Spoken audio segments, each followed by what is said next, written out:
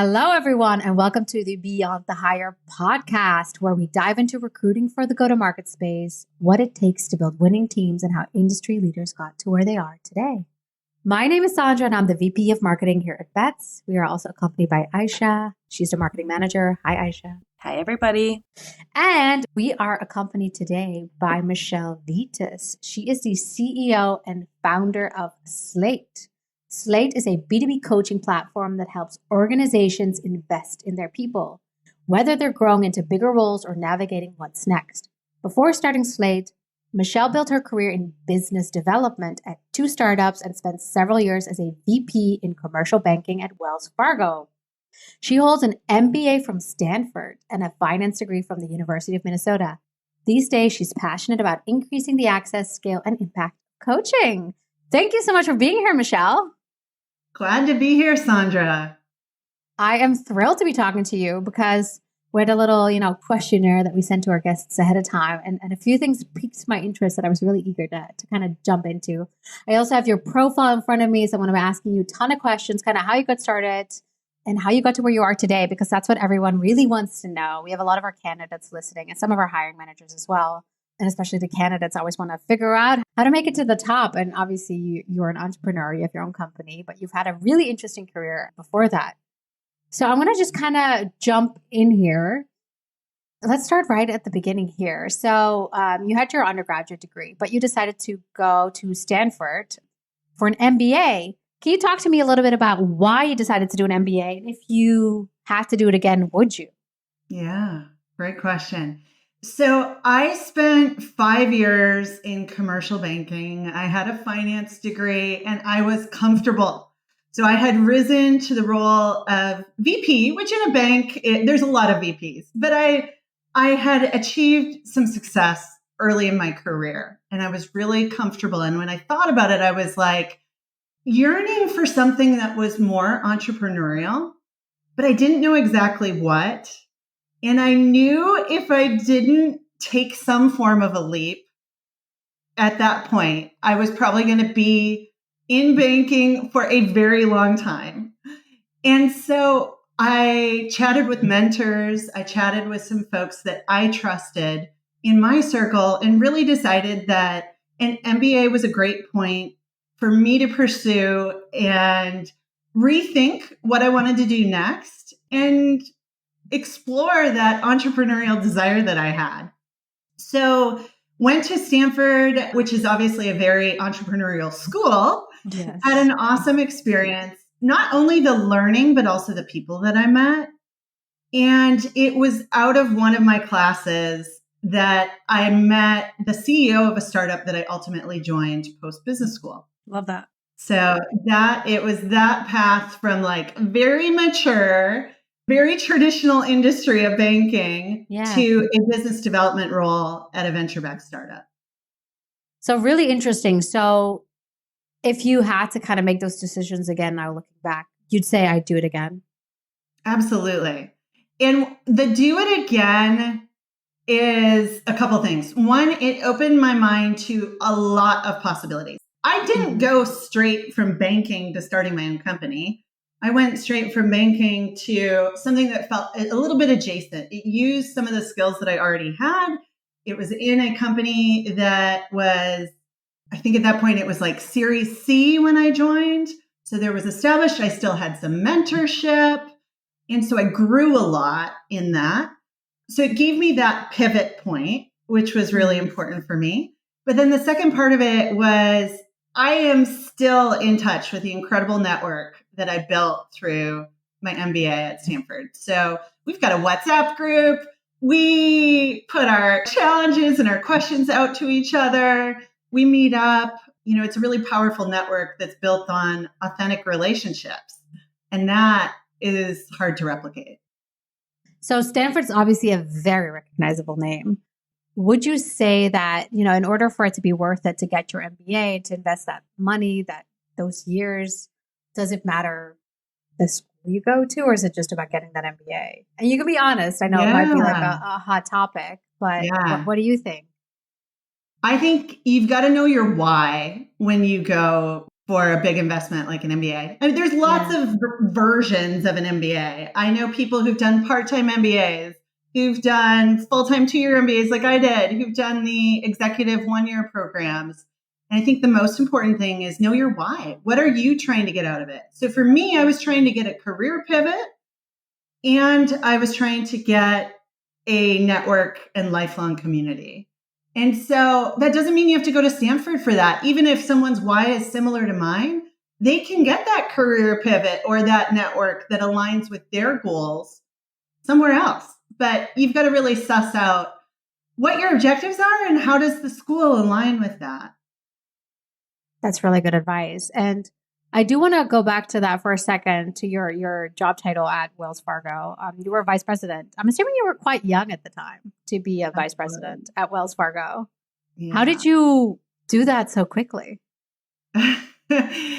Okay, so a couple things. I was 24 when I became VP, which was very young. Yes. I had graduated from high school early, so that helped me. That helped me get a little head start on hitting VP at a younger age. But I think a couple things when it came to like my actual time in role. So I joined Wells when I was 20, straight out of undergrad. Wow. Couple things. One, I joined an office that was really high growth. So when I interviewed for Wells Fargo, I had 2 opportunities, 2 offers from them. One was to join an office in Minnesota, which was lovely. However, their portfolio of clients that they were serving were like school bus manufacturers. That was one of their biggest clients. And then I came out and I interviewed with their Palo Alto office right here in Silicon Valley. And they were like talking about banking Google. Yeah. I mean, 2002. And I remember the hiring manager, when I talked with her, she was like, when you're ready to take 1 step, Michelle, we'll help you take 1 step. When you're ready to take 2 steps, we'll help you take 2 steps.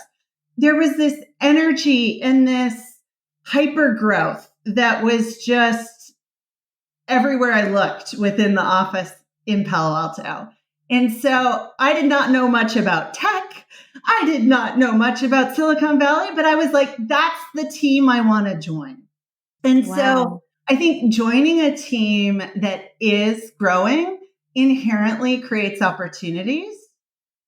And then I sought out mentorship. So I had a boss who was a mentor coach to me. I actually sought out an official mentor within the organization who I'd meet up with quarterly, who was more senior and was able to be a sounding board, was able to give me exposure, things like that.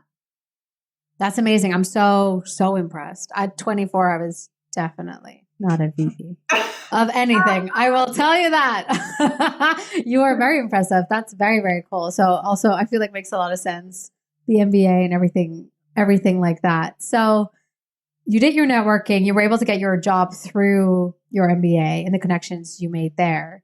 So talk a little bit about your time there and how you knew it was time to move on to your next role.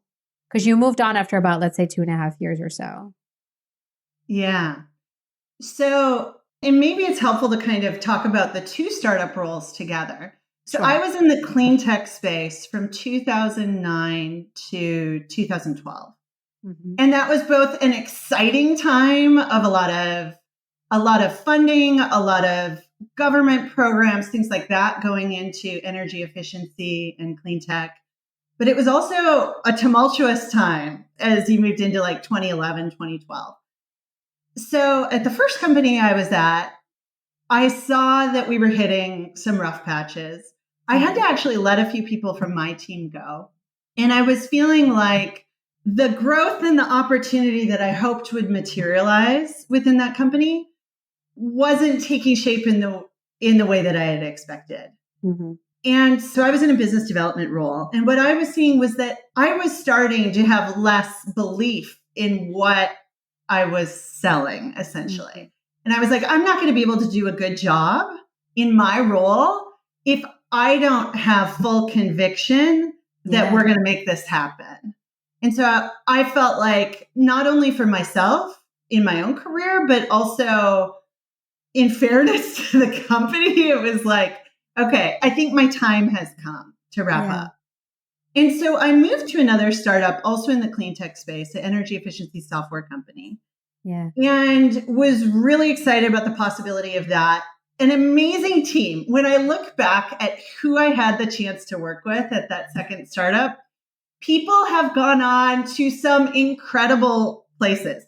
One of my direct colleagues has gone on to be an exec at Dropbox, Asana, and now OpenAI.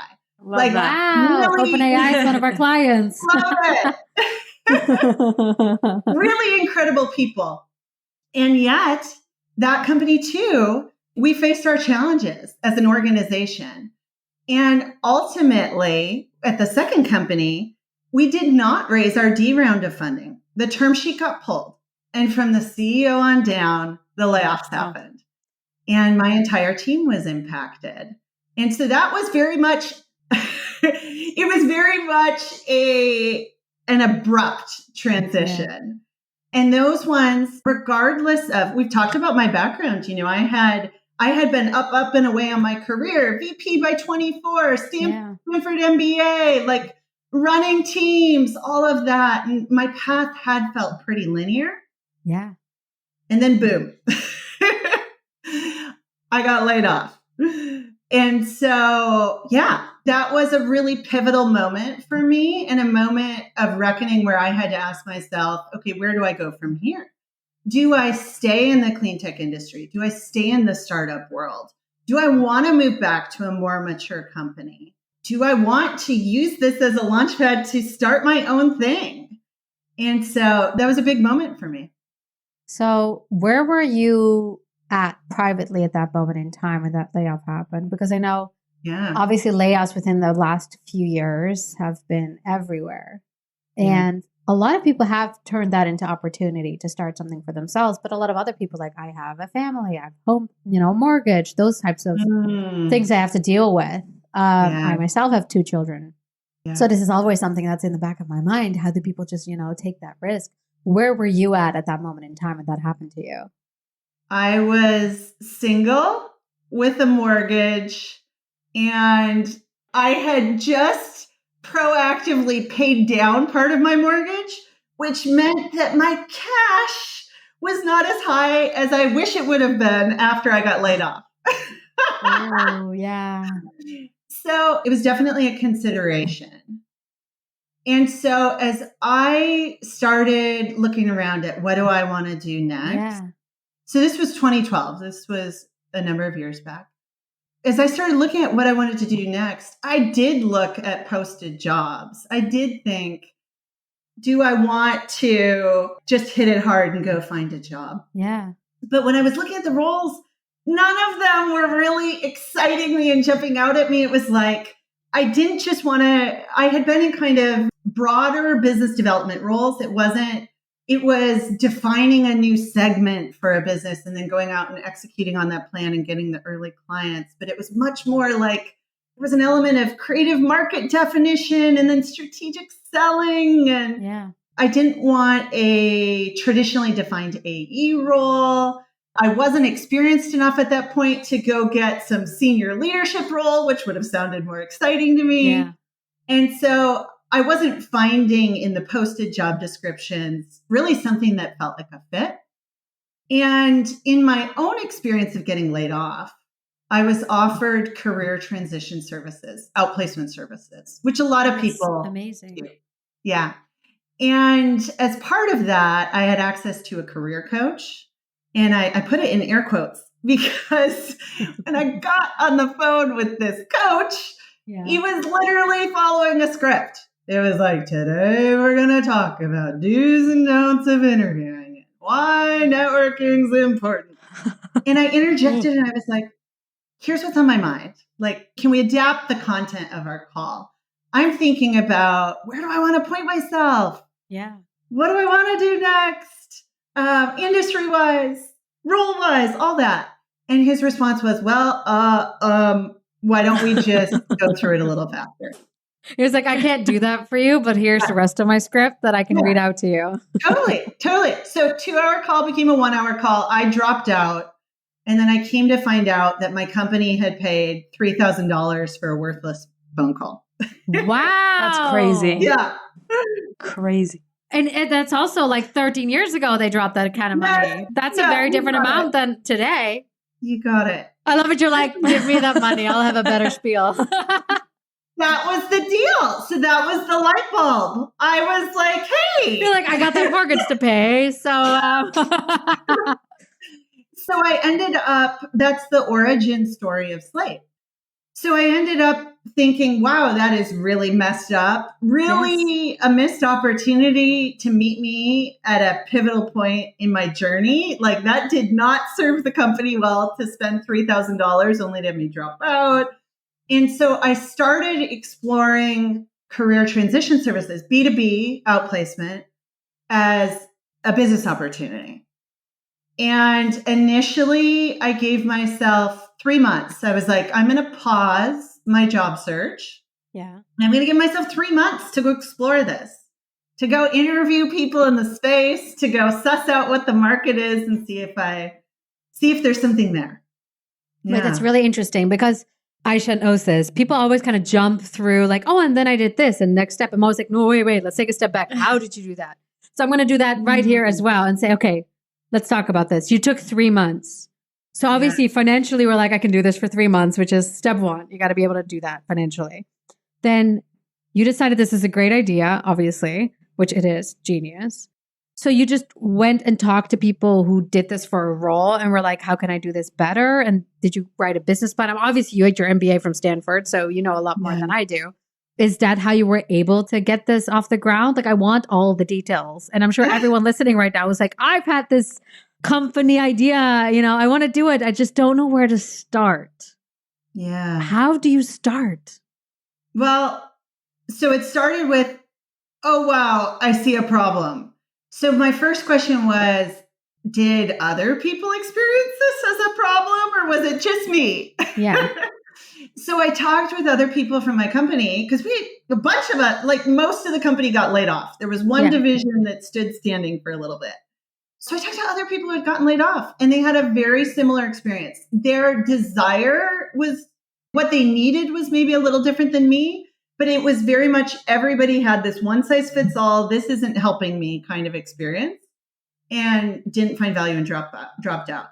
So I was like, okay, I was not alone in that.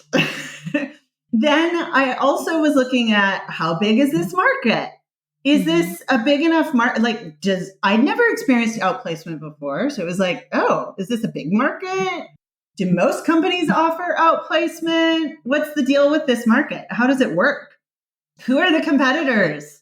Are there good competitors out there who dominate the market? And so I did my own research, but then I also started reaching out through my network to HR leaders. Okay. Like VP of HR, either people that I had a connection to or, I asked for some intros to second degree connections. And I just set up these informational interviews, like user interviews of like, what do you do with outplacement? Do you offer it? Do you find value in it? What do you wish were different? That kind of thing. And in one of my early user interviews with a VP of HR, and it was a well-known startup, the VP of HR was like, no, he's like, we haven't been offering outplacement service. It's kind of been thought of as like a throwaway service. In fact, I just asked my director of HR yesterday if we should offer it to this group that's getting laid off in 2 weeks. And she didn't think it was worth it. Oh. But if you are able to deliver your services for 35 people next week, I'd give it a try. Wow. Were you even a registered business when that? It was an idea in my head. Wow. There was nobody to deliver the service. We were not incorporated. There was nothing. And so the answer was, I thought in my head, I was like, could I pull this off in a week or 2 weeks? No, I can't. But validation, right? He was willing to give it a try. So it was moments like that that gave me the courage to then say, okay, I'm going to give myself more time to dive deeper and explore this. I will add, so coming back to life circumstance, Yeah. I didn't have unlimited money at that point, right? So like tick, tick, tick, the cash balance is continuing to decline. The mortgage isn't going away, all that. And I was super fortunate that one of my prior colleagues offered me a part-time consulting gig. And we're talking like the stars aligned. I mean, it was so flexible. I think I was doing like 10 hours a week, something like that.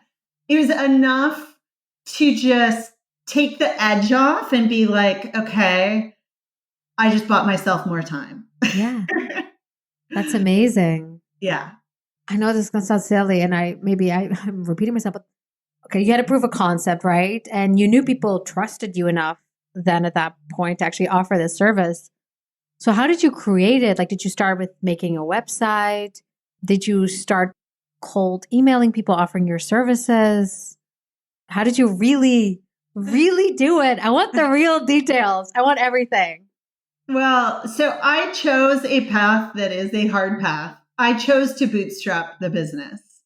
And that has pros and cons. The pro is I didn't have investors breathing down my neck about metrics, results, timelines. Yes. The con is I very much did it alone in the early days. And the con is I didn't have funding. So the funding was my own personal funding. Like there was no, I didn't get angel funding or outside capital. So it was incredibly scrappy in the early days. The very start was me saying, okay, minimum viable product.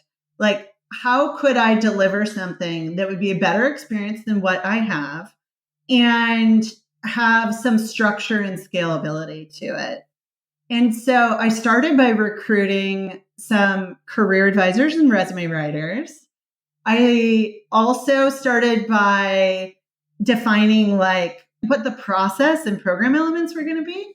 So it wasn't just the advising part that I needed to define. It was also what it looked like to actually reach out to impacted employees and connect and help them get started.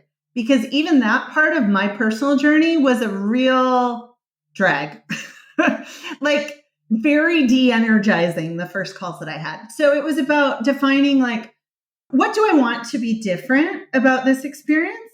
What are the elements that would make it different from the very initial outreach to the actual career advising to even the metrics that the companies would receive on the back end? And so I did it in a super scrappy way in the early days. There wasn't, gosh, I'm trying to think of when the website went up. I think a very simple WordPress website went up relatively quickly. But at launch, there wasn't even a place for people to like sign up and log in. I think we just had like a very simple marketing website. I was very surprised when you said I started with CV writers and career coaches. Yeah. How did you employ them without capital? Like, how were you able to entice them to join your, I mean, at that point, kind of non-existent, but existent business? I told my story. And I think my story of what was lacking in my own experience of connecting with a coach at a pivotal time in my career journey really resonated with them. And I think that's a takeaway. I mean, salespeople know stories are so powerful, right? Just the emotional connection to stories. People remember them, people relate to them, and it sparks something in you. And so I think my story really helped in the initial recruitment of career advisors, resume writers, et cetera. And then we hired them initially as contractors. Okay. And we paid market rates. So whereas our competitors in the outplacement career transition space were paying much lower hourly rates to these career advisors, I was like, no, I want high quality because that is what I was lacking in my own experience. And I will pay for high quality. we defined our packages such that it wasn't unlimited career advising. It was a defined number of sessions, but you knew you were going to get high quality advising sessions. So That's so fascinating. That's so fascinating. So you had your contractors at that point and Yeah. you kind of packaged that up and then you started, reaching out to companies. Were you initially hired by individuals who'd been impacted by, let's say, a layoff, or did you reach out to the companies? No. So I knew right away that B2B was where I wanted to go. And that was my path to scaling. Okay. And so from the start, I reached out to companies and it was me. I mean, I was sales, I was everything. And so I started with people who were in my network. And then I started reaching out for warm intros to second degree connections of HR leaders. And it was harder than I thought it was going to be. So I think I'm glad I got that early encouragement from that VP of HR who was like, hey, you available to deliver your services for 35 people next week? I also got a false sense of how easy it was going to be to close deals. Mm-hmm. So as I started talking with more HR execs, I started hearing things like, this is a real quote, Michelle, I'm going to tell it to you straight. We care, but we don't care that much. Meaning like this was a large company. She's like, we don't care enough to have multiple vendors for domestic and international layoffs. And I was like, whoa, okay. Wake up call. This is not going to be easy. Oh, man. And I think that there was both this recognition that customers had of like, yeah, the services right now aren't that great. They're check the box, they're throwaway, they're this, they're that. But then there was also this complacency of it's kind of nobody's job to do the layoff, take care of the departing employees really well. It's kind of one of those like, we took care of it. We did something. There aren't a lot of metrics for the HR team on like, did you do a great job? Did people feel fully respected and supported and empowered to land their next role? Like, it just doesn't get looked at that closely. And so complacency was really challenging in those early sales. And honing in on ICP. I had the audacity to go after some really huge companies in those days. And it took me a while to find our sweet spot. So what did you figure out your sweet spot was? Or it's probably changed, I'm assuming, over the 12 years. It has changed. It has changed, but not all that much. 500 to 10,000 employees is our sweet spot. And companies that have a strong presence in the US is also where we play really well. We love tech because all forms of tech, fintech, video game industry, they have a higher bar for what they expect from a service like this. So some of the traditional providers, their employees will just reject. They won't enroll or they'll not have a good experience and they'll actually give feedback to their HR leaders about it. We found that like tech, heavy US presence, 500 to 10,000 employees has been our sweet spot. Can I ask then, and it's jumping a little bit and I'm going to backpedal after this. When all the layoffs happened with COVID and everything, and even in the following years, does that mean booming business for you or not so much because people have no more money? Yeah, great question. So when there is high layoff activity, we do spike. So we have two business units. Mm-hmm. We haven't gotten to the second one yet, but we have two business units. And with the career business unit, there was a year, and I forget the exact year, but there was a year where it was like we had 4x revenue growth year over year because of huge spike in layoff activity. So it can widely expand when the market goes south. So when everyone else is having an absolutely terrible time, Slate is thriving.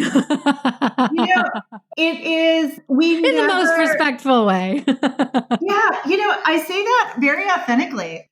Myself and the rest of the team, it is such a core value that we care about the people that we work with. And so The team is never rejoicing when there are layoffs.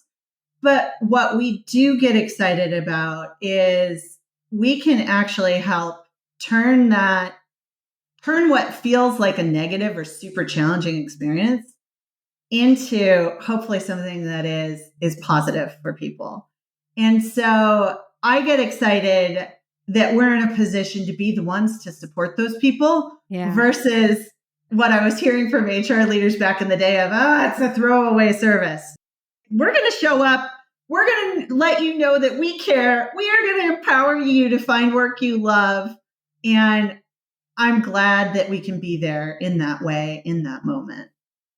Yeah, I think we can somewhat relate because obviously when we have people close to us going through layoffs, thankfully we're in the recruitment business. So we're always like, let's see what we have for you to help you find your next gig. And it is a very pleasant feeling that we're able to help people when they're feeling very low and potentially even land a better role than they had previously and make them feel better.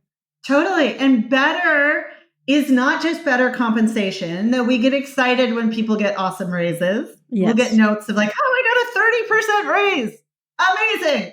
Huge high five. Love that. But in addition to that, it's also fit.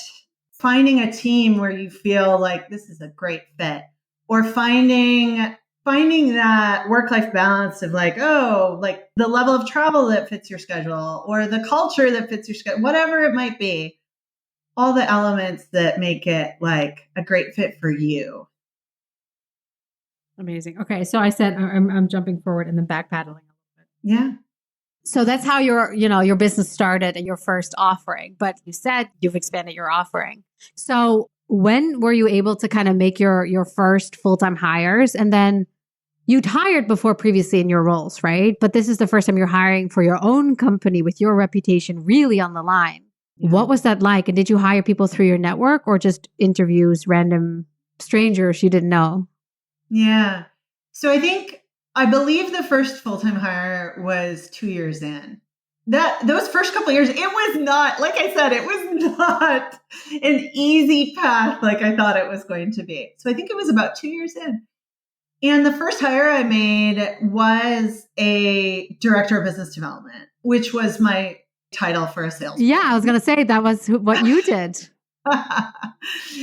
And I posted online. So I managed the process myself. I didn't have money to hire a Bets recruiting to help me with filling the role. But I posted online and I remember just being flooded with a bunch of low quality applications. And ultimately, in the end, made a hire from someone who was in my network. I only recently engaged, it was last year that I engaged Beth for our first paid recruiting engagement, which I'm like, why did I not do this earlier? And nobody asked me to speak to this. No, I'm just so honored. It's just purely me talking. But I was like, oh my gosh, this is what I need. The beauty of someone with an outside perspective being able to help me see clarify what I'm actually looking for, what I actually want to hire for, what's going to be unique about this role, what's going to be unique about the candidate that I'm looking for, do all that sourcing and pre-screening. And really at the point that Beth put candidates in front of me, I was like, wow.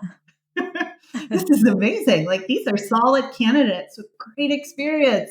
So that was so different from my first hire. My first hire was me sourcing all the candidates and me being unimpressed by candidate quality through my own effort. Very, very interesting. And I mean, that is a question that I like to ask is, at what point do you think people should engage an agency? But I guess a big part of that is financially being able to engage an agency because, you save a lot of time and time is money, but you have to have a little bit of money to be able to afford those services. But that's very interesting that 2 years in, you were able to make your first hire. And I think that's really good to hear, right? Because like you said, your career was going very linearly and upwards and very young, successful professional. And then, through a layoff, you were able to start your own company. So, it's not all glory days only. No. So it's good to hear also that it took 2 years to make that first full-time hire because, when someone does start their own business and it's not immediately a huge success and you're able to hire huge teams, it's comforting to hear that you're not alone. Yeah. Just one follow-on point there. I think I told you about the 3 months that I had given myself at the start. Yes. And that wasn't the only milestone that I ended up giving myself. And I think that's important. Like if you are going to start a company, continue to give yourself new goals, new timelines. And when I was at the 1 year mark, as you can tell by not making that hire for 2 years, and I was at the 1 year mark, I was like, what am I doing? Because I hadn't gotten the growth that I had wanted. It hadn't been what I had expected. And so I gave myself another target. Like I need to sign my first major client by X date, or I'm going to think about walking away. And that's okay. Like there's a lot of learning. There's a lot of growth that's happened in the last year plus. Walking away is an okay outcome. It doesn't feel good, but you don't have to stick with it if it's not working out. And so I actually felt really good about having for me, like being like, okay, here's my deadline for that first major client and sticking with that. So fortunately, the story didn't end there. I got the client. No, literally, it's been like 12 years. And obviously you have a large team now and you're hiring, obviously you need beds. So obviously it ended up being a hugely successful story, but that is very good to hear. And you talked about mentors, obviously, earlier on in your career. Did you have a mentor just specifically for starting your own business and keeping you accountable?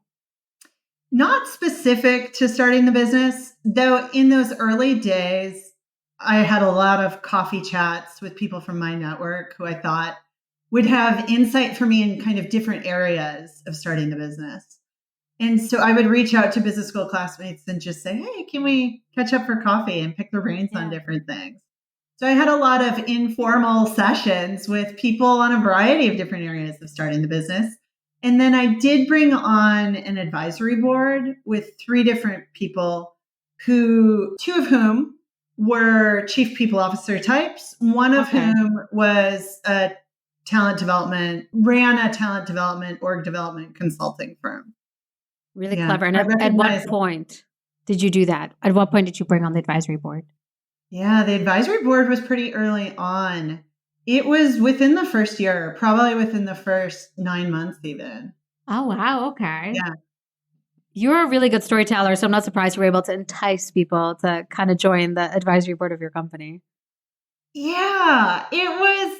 And that gave me additional confidence in going out and pitching as well. So it's like, how are the ways that you can build trust and confidence in a business that is so tiny and not proven? It's not like I had a bunch of logos to show of past successes. Yeah. And so part of that was my story. Part of that was my advisory board. Anything that I could do to say, like, trust us, we're being thoughtful about this, we have a better way. I was looking to strengthen that. It's funny because not for very many people is being laid off a positive part of their story. You know what I mean? It's like, trust me, I know I was laid off myself, like, trust me, I know. Whereas a lot of people are like, no, I was laid off, but it wasn't my, like, it's very opposite of that. I want to pause there for a moment because you raised something that comes up again and again and again. There is stigma for sure around getting laid off. And whether it's stigma from other people or just what you put on yourself. Yeah. Even though the layoff that I was part of had nothing to do with me. We did not raise our next round of funding. Yeah. And it wasn't on me. It doesn't matter. It still feels personal. I remember right after I got laid off, like, I didn't want to tell people, like at a wedding I went to or at a social event or whatever. It's like, oh, I don't want to tell people that I got laid off and I'm unemployed. So yeah, like at this point, I don't feel it, but I remember when it first happened, how acutely I felt that. And so learning to tell your story in a way where you let go yourself of that stigma is really important, because you don't want to show up in an interview and be like, I got laid off. No. You got to learn to tell your story in a way that it's like still confident and not taking it personally. Yeah, I even honestly on LinkedIn, when I see the open to work banner, I respect the choice of people just putting it out there and saying, hey, I'm open to work. Like something happened to me and I'm out here networking and talking to people and I want you to know that I'm available. I respect that. Where I know a lot of people are like, I wouldn't do that. Stigma. But I respect that people are open about it. Yeah, I think there is a reality that recruiters, you can speak to this better, but there's a reality that recruiters do often prefer people who are employed. And that's a reality that we're not going to change. No. But what you as an individual job seeker can change is how you tell your own story, how you show up, how you are confident in your own abilities, and how you are dispassionate about the fact that, like, this was a business reality. That doesn't change who I am and what I bring to the table. So, yeah, I think job seekers need to own their own narrative. Completely agree. And actually, this was a point I'd written down that I was like, if it comes up, I want to discuss this with Michelle. We just had a virtual networking thing. And one of the topics that came up is someone who used to work in finance and now in the world of VC said, I just had a discussion earlier today. And to me, short tenure is a huge red flag. And Aisha was here as well. Everyone who did not come from a finance background, and you yourself obviously come from a finance background, but everyone who did not come from a finance background said, what are you talking about? The average tenure of CROs, CMOs is less than 2 years. You know, they can't help it that they have short tenures very often.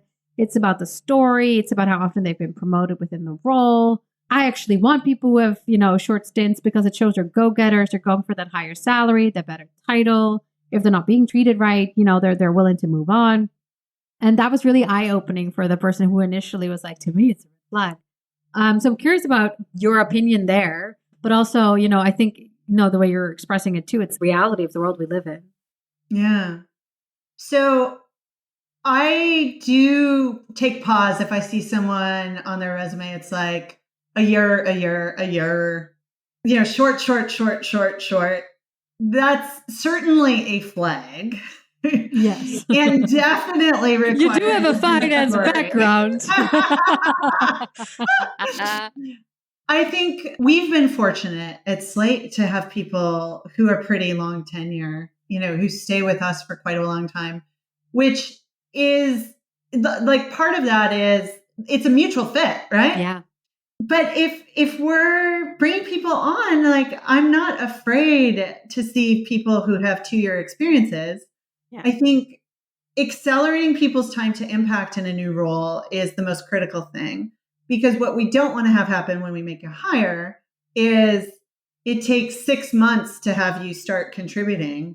And now a year later, you're out the door. Yeah. So obviously we'd love to accelerate the speed to impact in a new role. And we would love to find ways for there to be a mutual fit for more than a year or two. But there is a reality, especially in tech, of people do move. That is part of the scene. Yeah. And I'm sure you've seen our compensation guides. And one of the trends we do write about is people who have longer tenure and are currently employed do receive a premium when it comes to compensation packages than people who do have shorter tenures or are currently not employed when they're receiving their next offer. It's just a reality, like you said. A lot of our clients, do want to see slightly longer tenures.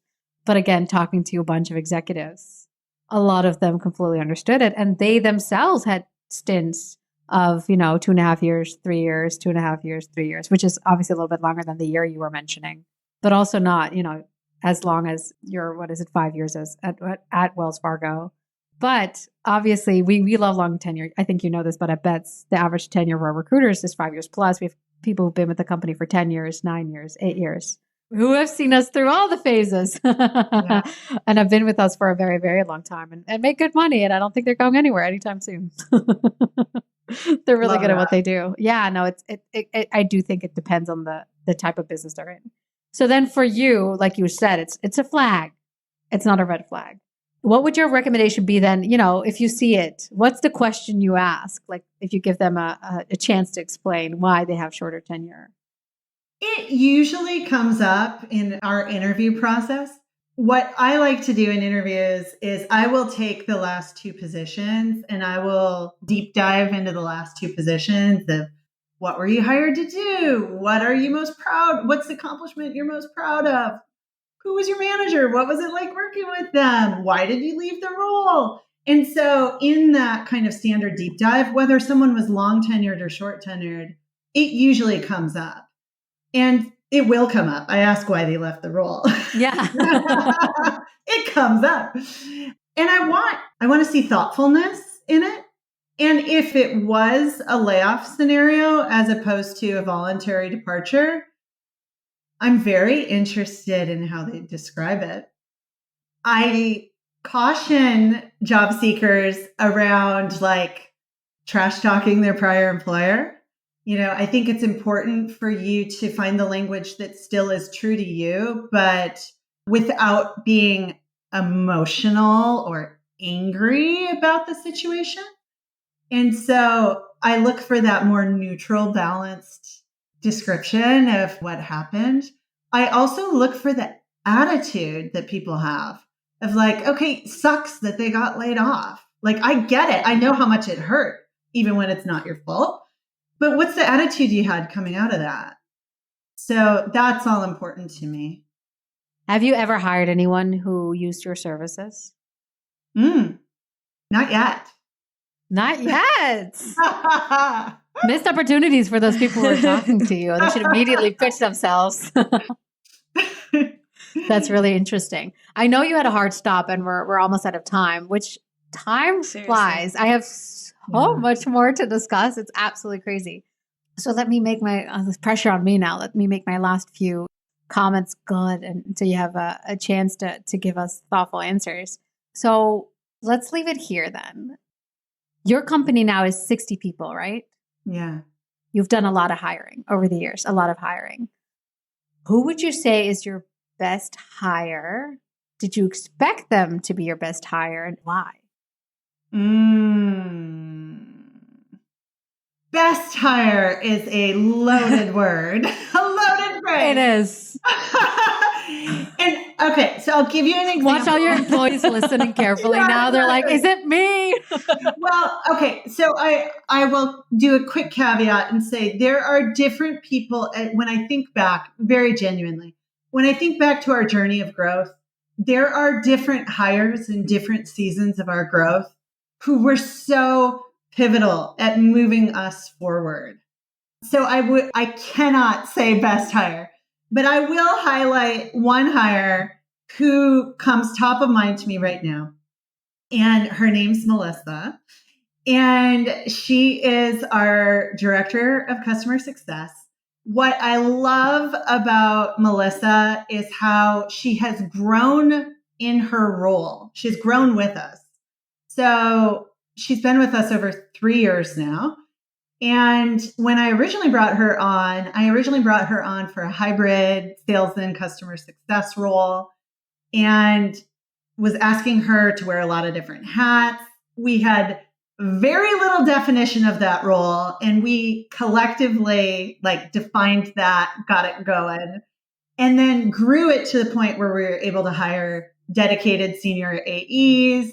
She's expanded her role into head of customer success across the entire organization. And I see her continuing to elevate her game. She's pressing into growing and learning and embracing AI and now coaching and mentoring other people within the team. And so love that growth mindset, love that willingness to do what's needed in the season and grow individually and grow with the company. That's a beautiful answer. Congrats, Melissa. You are amazing. And I'm sure everyone wishes they were you right now because that's a beautiful answer. Thank you so much, Michelle. Thank you for coming on the podcast. This was such a joy. You are incredible. And people can't see this, but she's glowing. Michelle's absolutely amazing. I wish now it was on video. I told her this right as she popped up on my screen. She's amazing. Thank you for coming on and sharing everything. Honestly, we need a part 2 to this. Love it. I'm learning so much from you. I really appreciate it. And thank you everyone for listening and tuning in week over week. Thank you. Thanks, everyone.